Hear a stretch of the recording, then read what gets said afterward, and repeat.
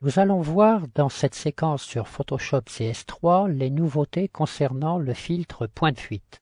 Je dispose ici de deux images, une image d'une couverture page 1 et 4, qui va servir à habiller ce volume de la mallette.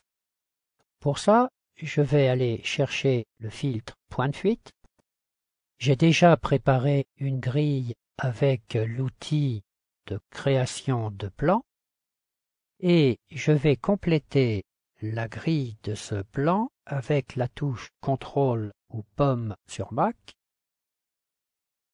Je tire la grille et la nouveauté de deux sortes, je peux d'une part modifier la grille elle-même qui devient indépendante et également l'angle de cette grille que je peux ici commander précisément ou bien avec la touche Alt ou Option sur Mac la repositionner précisément comme on faisait auparavant et lui redonner une distance exacte.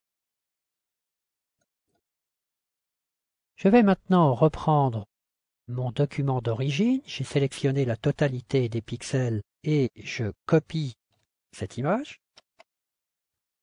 Je reviens sur l'original, point de fuite. Voilà, ma grille est prête. Je peux faire un collage. Et aussitôt que je déplace l'objet, il prend sa position.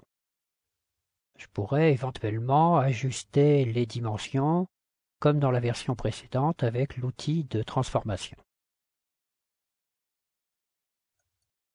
On va voir maintenant des nouveautés concernant uniquement la version Photoshop CS3 Extended. Je reviens sur point de fuite et j'ai ici un outil de mesure qui va me permettre de prendre par exemple cette distance. J'ai une distance qui est indiquée ici, mais je vais lui redonner une autre valeur pour lui donner une échelle, par exemple 30 cm. Ce qui fait que maintenant, quand je reprends une autre mesure, par exemple sur cette hauteur, j'ai une distance qui est calculée par rapport à l'échelle que j'ai indiquée précédemment. Ce serait la même chose ici pour le cas d'une diagonale. Toutes les distances vont être calculées par rapport à l'échelle d'origine. La version Extended permet également d'exporter le résultat vers d'autres destinations. Ici, renvoyer par exemple le calque 3D dans Photoshop, exporter au format DXF vers des applications 3D et également en vidéo vers des effets sur After Effects CS3.